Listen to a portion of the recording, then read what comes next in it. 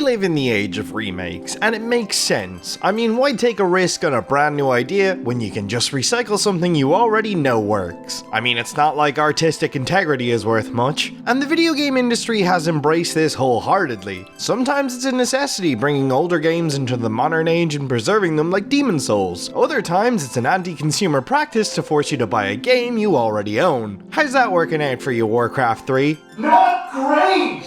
Yeah, I didn't think so. But if there was one game that seemed pointless to remake, it was Resident Evil 4. For one, it's had more ports than Skyrim and more facelifts than Joan Rivers. Rest in peace, you wild lady. So the idea of a ground-up remake seemed a little strange. A lot of people credit it as one of the best games in the franchise, if not all of gaming, and it's from a simpler, better time where you could buy a game and not have to wait 5 hours for it to download the latest patch. But remake it they did, and with the reveal that the game would be a more serious affair and characters like Ashley and Ada were a lot less stripper chic in their clothing, and the general masses reacted about as well as could be expected. No! God, please, no! No! But now that it's been out for a bit and we've had a chance to bully an unsuspecting voice actor off Twitter, Stay toxic, internet! is it better than the original?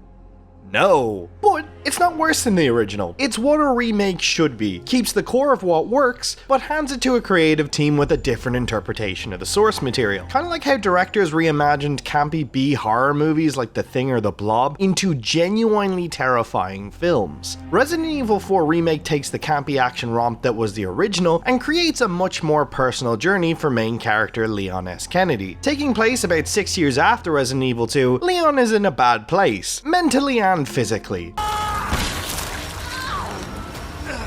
Oh, you okay, bud? It makes sense when you consider that what should have been his first day as a cop began with the zombie apocalypse in his hometown, and anyone he met throughout the night either became extras for Thriller, took up shotgun tasting, or he failed to save. So the US of A takes this traumatized 21-year-old whose city they just got through nuking and decides the best thing for him is to send him to war. How very British of you, Mr. President. After which, Leon is put under the president's direct command, and his first mission, recover the commander-in-chief's daughter who's been kidnapped in the most American way possible. Send a strike unit to a foreign territory they have no jurisdiction in, kill anyone who can't speak American, pillage their local resources, and then carpet bomb the area so they can't retaliate. Or as it's known to us regular people, the American foreign policy. America, fuck yeah! Only this time the resource isn't oil, but something much more valuable.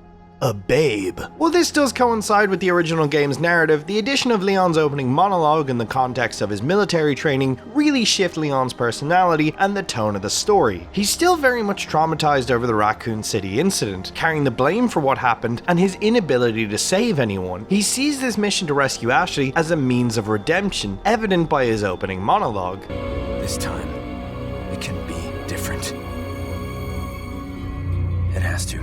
Unlike the original, which was just a fun action romp, this time around, Leon is looking for salvation. In his mind, if he can save Ashley, he can save himself. And later, this is literally the case when both he and Ashley are infected with the Lost Plagas parasite. While Resident Evil 3 did toy with the idea of body horror, it never really felt as effective as it could. Partially due to Jill just mowing down hordes of zombies, and partially due to how unflappable she was in the face of it all. Here, however, we get a much clearer view of how the parasite affects its victims. Leon sees visions, hears voices in his head, and it causes a lot of pain to his hosts and can even take control of their bodies. There's also the visual progression of the spider veins that begin to appear all over Leon and Ashley's bodies. Now Leon, like Jill, doesn't really vocalize any concern about it, but this is where Ashley comes in. Ashley acts not only as Leon's redemption, but also as his innocence. She's rightly horrified about being infected by a mind-controlling parasite and losing all sense of self, and acts hysterical when it begins to affect her, and vocalizes what Leon may be feeling but is too afraid to say. Or as I read it, Leon has such low self-esteem he doesn't even care he's infected, because if Ashley dies, he'll have failed again. So his efforts to save and cure Ashley now align with his own self-preservation, because if he can't save her, there's no reason in living. And maybe I'm reading too much into stuff, but the fact that they have similar features really drives home the point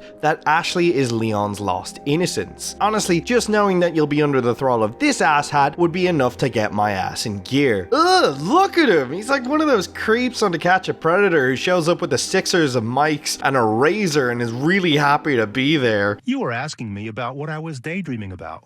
Well, that's it. you nude and me licking you. Kill him!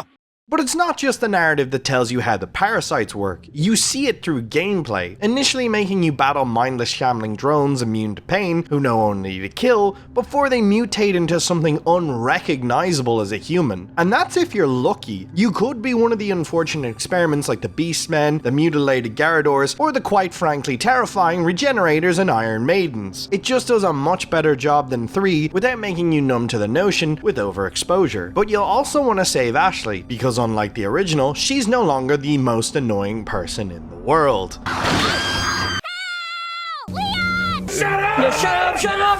She's charming, has great chemistry with Leon, and she actually listens to you in these life or death situations. She also has what I can only describe as baby bird energy. You know she won't survive without you, but you make damn sure this little chickadee survives. It also helps she can open doors and pathways, and she has one of the scariest sections in the game, making her feel far more integral to the experience than she did in the original. Her voice actress also does a fantastic job with the line delivery, and her total bone-chilling fear is really apparent, especially in some of the game over screens. It also helps that she's cute as a button, makes you wish she was real. Oh my god, she is! If only she was Irish. But Ashley isn't the only character who's there to reflect Leon's journey. There's also Luis, a former Umbrella scientist and occasional ass-kicking companion for Leon. Much like our super cop, Luis has a guilty conscience over the Raccoon City incident, but unlike Leon, he's directly at fault for what happened. He's desperately trying to correct his actions and parallels Leon's desire to change and desire for redemption. The final character is Krauser, who in the original kinda just showed up in the third act out of nowhere. Here his connection to Leon is stated much more clearly at the start, but his relationship to Leon is a lot less reaffirming than Ashley and Louise's. He acts as Leon's self-doubt and pain, an overbearing and oppressive force who seeks to drag Leon down and berate him with his past failures. He also has an interaction with Louise that reaffirms that he's the worst and ugliest parts of Leon made whole, but spoilers. And like Ashley, he even shares visual similarities to Leon. It just elevates the original game's simpler narrative to one that has a lot more substance to it and uses its characters in a much more cohesive way. It also does a great job of taking Leon from being the inexperienced kid in RE2 who'd react to a single zombie in a dimly lit hall like this, to reacting to a whole village beelining him with axes and pitchforks like this. I'm not locked in here with you.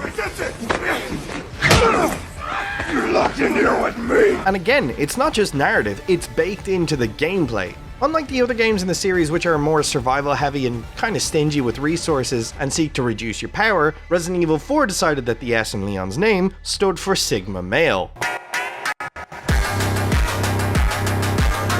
It's much more generous with the amount of weapons and ammo it gives you and how much it incentivizes you to engage in combat. And this design shift is evident from the start. Both this version and the original are famous for the village combat set piece, and while some may see this as a sudden difficulty spike, I look at it as a tough love tutorial. Sure, you just started the game, but you need to know this ain't your granddad's Resident Evil. You're gonna have to fight at points, and a big part of that's going to involve spatial awareness and crowd control, and the village has that in spades. Weapons also feel far less cumbersome than in previous games, and the addition of the merchant who lets you upgrade equipment and purchase modifications make the game feel less like Resi and more like Doom. There's also far more to think about in combat with the game's wider range of weapons. Pistols, shotguns, rifles, revolvers, SMGs, and a crossbow. This means that you have more ammo types to consider while crafting, but you also have more options in combat, and you're not just restricted to firearms. While you could just channel Leon's inner cop and indiscriminately gun down all the impoverished Spanish speakers in front of you, you'd be missing a trick.